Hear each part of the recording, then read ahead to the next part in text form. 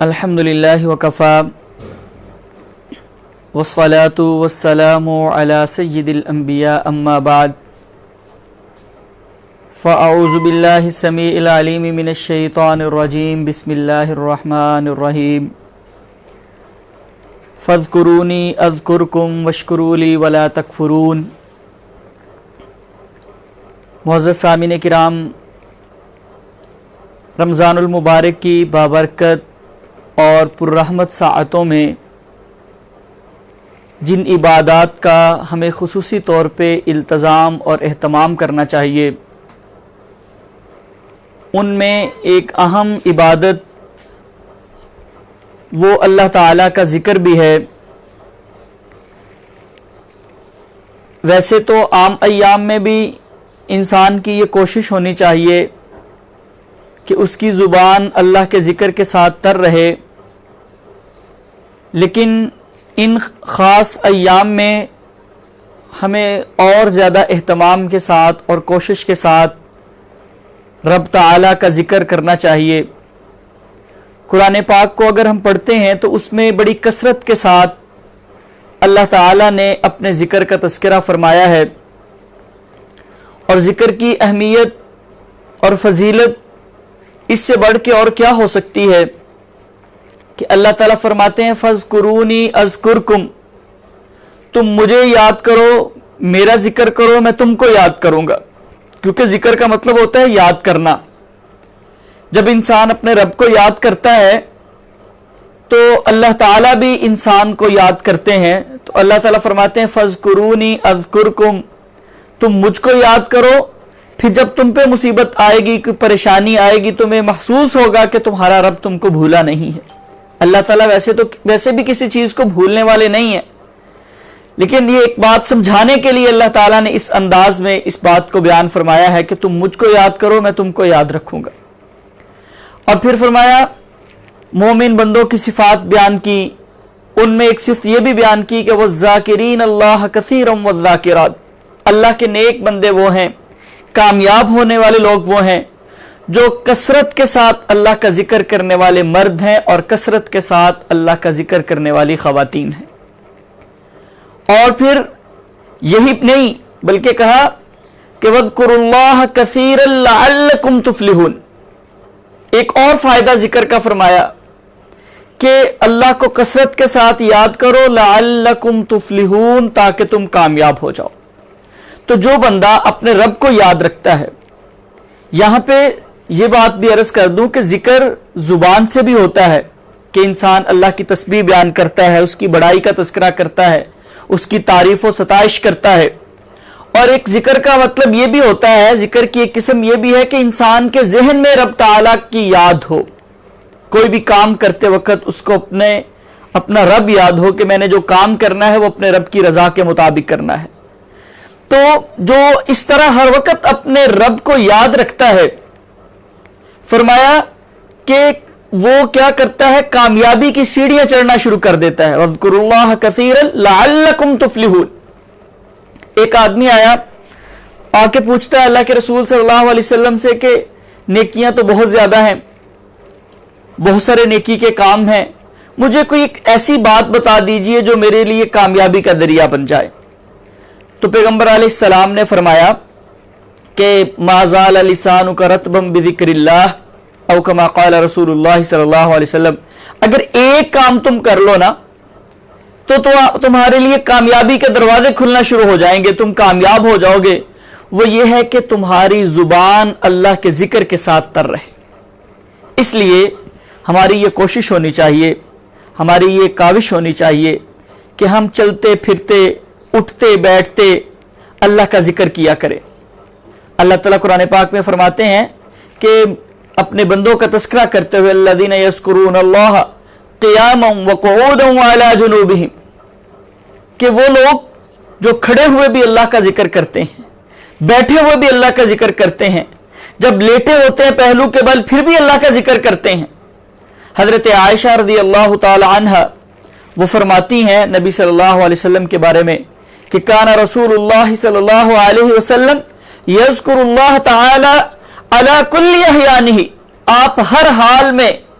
اللہ کا ذکر کیا کرتے تھے.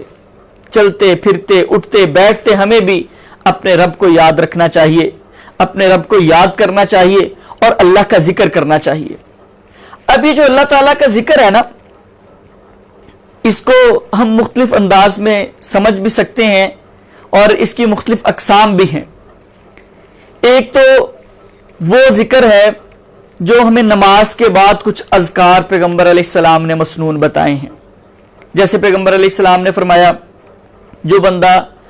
ہر نماز کے بعد 33 دفعہ سبحان اللہ, 33 مرتبہ الحمدللہ, 33 مرتبہ اللہ اکبر اور 700 پورا کرنے کے لیے پڑھتا ہے لا الہ الا اللہ وحدہ لا شریک لہ لہ الملک و لہ الحمد وہو علی کل شیء قدیر, یہ 100 ہو گئے. فرمایا کہ اللہ تعالیٰ اس کے سارے گناہ معاف فرما دیتے ہیں. لو کان مثل زبد البحر, اگرچہ اس کے گناہ جو ہے وہ سمندر کی جھاگ کے برابر ہی کیوں نہ ہو. اور سیم یہی فضیلت پیغمبر علیہ السلام نے فرمایا کہ جو بندہ دن میں 100 دفعہ سبحان اللہ و بحمدہ پڑھ لیتا ہے, اللہ تعالیٰ اس کے سارے گناہوں کو معاف فرما دیتے. تو ایک تو ذکر یہ بھی ہوتا ہے جو ہمیں ہر نماز کے بعد, جیسے پیغمبر علیہ السلام نے آیت الکرسی پڑھنے کی تلقین کی ہر نماز کے بعد, یا نماز ختم ہونے کے فوری بعد کے جو اذکار ہے رب اعنی علی ذکرک و شکرک و حسن عبادتی کا جو پیغمبر علیہ السلام نے اپنے صحابہ کو سکھائے, اور دیگر اس کے کارڈز مل جاتے ہیں, اذکار کی جو کتابیں ہیں ان کے اندر وہ موجود ہوتے ہیں. ایک تو ہمیں اس کی عادت بنا لینی چاہیے, ہر نماز کے بعد انسان اللہ کا ذکر کرے, بیٹھ کے اپنے رب کو یاد کرے, اس کی تسبیحات کرے. پھر صبح و شام کے اذکار ہیں, بہت کثرت کے ساتھ دعائیں ہیں جو پیغمبر علیہ السلام نے سکھائی ہیں. جیسے آپ نے فرمایا بسم اللہ الذی لا یضر مع اسمہ شیء فی الارض ولا فی السماء وهو السمیع العلیم. جو بندہ 3 دفعہ صبح و شام یہ پڑھتا ہے, اللہ تعالیٰ اس کی حفاظت فرماتے ہیں. مختلف جو تکلیف دہ چیزیں ہیں, موذی جانور جو ہیں, ان سے اللہ تعالیٰ اس کو بچاتے ہیں. ایک شخص پیغمبر علیہ السلام کے پاس آیا کہ کہتا اللہ کے رسول صلی اللہ علیہ وسلم مجھے رات کو بچھو نے ڈسا ہے, اس کی وجہ سے بڑی شدید تکلیف میں ہوں, بہت زیادہ تکلیف کا سامنا کرنا پڑا ہے. تو اللہ کے رسول صلی اللہ علیہ وسلم نے فرمایا اگر تم یہ پڑھ لیتے اعوذ بکلمات اللہ التامات من شر ما خلق, اگر تم یہ دعا پڑھ لیتے تو اللہ تعالیٰ تمہیں اس تکلیف سے بچا لیتے. تو یہ جو صبح و شام کے اذکار ہیں یہ بھی انسان کو مختلف قسم کی پریشانیوں سے اور مختلف قسم کی چیزوں کے شر سے بچانے میں مددگار اور معاون ہوتے ہیں. ایک ہمارے ملک کے بڑے مشہور معالج ہیں جو جنات وغیرہ کا کسی پہ اگر سایہ ہو جائے, جادو وغیرہ ہو جائے تو اس کا علاج کرنے میں بڑے مشہور ہیں, جو کہ سنت کے مطابق بغیر کسی, بعض لوگ جو ہے وہ شرکیہ طریقے سے وہ دم وغیرہ کرتے ہیں. تو وہ ان کا ایک خاصہ یہ ہے کہ وہ قرآن پاک کی آیات کے ساتھ جو ہے اور صحیح کوشش کرتے ہیں کہ مسنون طریقے کے ساتھ اس کا علاج کیا جائے. مولانا اقبال سلفی صاحب بہت معروف شخصیت ہے ہمارے ملک کی, تو ان سے وہ اپنا بتاتے ہیں کہ انہوں نے پوچھا جنات سے کہ جب کوئی بندہ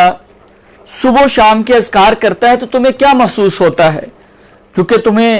تم معمور ہوتے ہو بعض دفعہ عاملین کی طرف سے, جادوگروں کی طرف سے اس کو تکلیف پہنچانے پہ.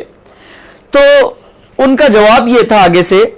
کہ جب کوئی بندہ صبح کے اذکار کر لیتا ہے نا تو ہمیں ایسے لگتا ہے کہ جیسے اس نے اپنے ارد گرد ایک بہت مضبوط دیوار اور فصیل قائم کر لی ہے. اب جیسے جیسے وقت گزرنا شروع ہوتا ہے نا تو وہ ڈھلنا شروع ہو جاتی ہے, ہمیں لگتا ہے کہ اب ہمیں موقع مل جائے گا کہ ہم اس کو نقصان پہنچا پائیں گے.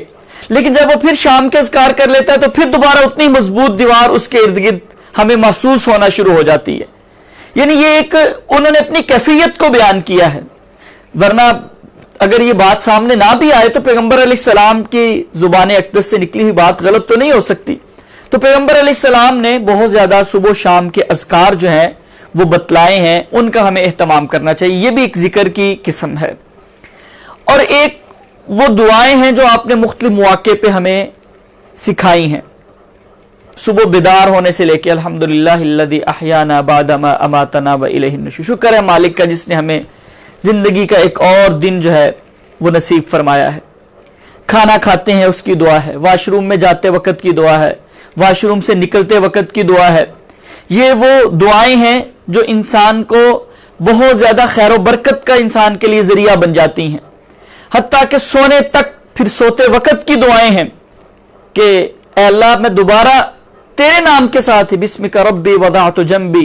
اللہ میں تیرے نام کے ساتھ ہی اپنے جسم کو رکھ رہا ہوں، وبک ارفعہ، اگر اٹھوں گا تو تیرے نام کے ساتھ ہی اٹھوں گا۔ تو بڑی پیاری پیاری دعائیں پیغمبر علیہ السلام نے مختلف مواقع کی وہ ہمیں سکھائی ہیں۔ تو ایک یہ بھی ہمیں کوشش کرنی چاہیے کہ مختلف مواقع کی کپڑے تبدیل کرنے کی جو دعا ہے، نیا کپڑا پہننے کی دعا ہے، دودھ پینے کی دعا ہے، اور مختلف مواقع کی جو دعائیں ہیں ان کو انسان یاد کرے۔ تو یہ انسان جب ہر موقع کی دعا پڑھتا ہے نا، ہر نماز کے بعد اذکار کرتا ہے، صبح شام کے اذکار کرتا ہے، تو انشاءاللہ وہ ان لوگوں میں شامل ہو جائے گا جن کے بارے میں اللہ تعالیٰ فرماتے ہیں کہ وہ ذاکرین اللہ کثیرا والذاکرات، جو کثرت کے ساتھ اپنے رب کو یاد کرنے والے مرد ہیں اور کثرت کے ساتھ اپنے رب کو یاد کرنے والی عورتیں ہیں۔ انشاءاللہ انسان ان لوگوں میں شامل ہو جائے گا جن کے بارے میں اللہ تعالیٰ فرماتے ہیں وَاذْكُرُوا اللَّهَ كَثِيرًا لَعَلَّكُمْ تُفْلِحُونَ۔ اگر ہم ان دعاؤں کو یاد رکھیں نا، اس کے معنی اور مفہوم کو، اس کے ترجمے کو یاد کریں کہ ہم کیا کہہ رہے ہیں، کس کس بات پہ اللہ کا شکر ادا کر رہے ہیں، کس کس چیز کے شر سے اپنے رب کی پناہ میں آ رہے ہیں، تو اللہ تعالیٰ کی قدرت پہ انسان کا یقین اور بڑھنا شروع ہو جاتا ہے۔ تو یہ جو اللہ کی یاد ہوگی نا، زبان سے بھی اور دل و دماغ کے اندر بھی، اس سے انشاءاللہ انسان کے لیے کامیابی کے دروازے کھلیں گے۔ اور پیغمبر علیہ السلام کی ایک حدیث سنا کے اپنی بات کو ختم کرتا ہوں۔ اللہ کے رسول صلی اللہ علیہ وسلم فرماتے ہیں مثل الذی یذکر ربہ والذی لا یذکر ربہ کمثل الحی والمیت۔ وہ شخص جو اپنے رب کو یاد کرتا ہے اور جو اپنے رب کو نہیں یاد کرتا، ان کی مثال زندہ اور مردہ کی ہے۔ یعنی جو اللہ کا ذکر کرتا رہتا ہے، اس کا مطلب ہے کہ وہ زندہ ہے، اور جو اپنے رب کا ذکر بھول جاتا ہے، چھوڑ دیتا ہے، اللہ کا ذکر نہیں کرتا، تو وہ بظاہر تو زندوں میں شمار ہوتا ہے، سانس اس کا چل رہا ہے، لیکن حقیقت میں وہ مردوں میں ہی شمار ہونے والا ہے، کیونکہ اس نے اپنے خالق اور مالک کو بھلا دیا، اس کا حق ہی ادا کرنے کے لیے وہ تیار نہیں ہے۔ اس لیے ہمیں کوشش کرنی چاہیے، اپنی عادت بنانی چاہیے، اور یہ انسان کے لیے بہت بڑی کامیابی ہوتی ہے۔ پیغمبر علیہ السلام نے فرمایا تھا کہ جس کو 4 چیزیں مل جائیں نا، اربع من کن اوتیہن فقد اوتی خیر الدنیا والآخرہ، جس کو 4 چیزیں مل گئی نا، سمجھ لو کہ اس کو دنیا جہان کی ساری بھلائیاں مل گئی۔ ان میں ایک فرمایا قلبا شاکرا، شکر کرنے والا دل، ولسانا ذاکرا، اور ذکر کرنے والی زبان، جس کو ذکر کرنے کی عادت ہو جائے۔ تو بجائے اس کے کہ ہم اپنے وقت کو مختلف فضول قسم کی گفتگو میں ضائع کریں، خاص طور پہ یہ رمضان کی جو قیمتی گھڑیاں ہیں، آج 7واں روزہ ہو گیا ہے، چند ایام باقی رہ گئے ہیں، تو بجائے اس کے کہ ہم ان کو ضائع کریں، ہمیں چاہیے کہ چلتے پھرتے اٹھتے بیٹھتے ڈرائیو کرتے وقت، کہیں پہ سفر پہ جا رہے ہیں، خواتین گھر میں اپنے کام کر رہی ہوتی ہیں، وہ کھانا بنا رہی ہیں، وہ آٹا بنا رہی ہیں، وہ افطاری یا سحری کی تیاری کر رہی ہیں، یا کوئی سلائی کڑھائی کا کام کر رہے ہیں، یا کوئی بھی، اس کو ساتھ ساتھ جو ہے وہ اللہ تعالیٰ کا ذکر کرتے رہیں، تاکہ ہمارے نامہ اعمال کے اندر اضافہ ہوتا چلا جائے، اور اللہ تعالیٰ کے پاس جب قیامت والے دن جائیں تو ہمارا نامہ اعمال جو ہے وہ ہماری کامیابی کی ضمانت بن جائے۔ اللہ تعالیٰ ہم سب کو عمل کی توفیق نصیب فرمائے۔ وما علیہ الا البلاغ۔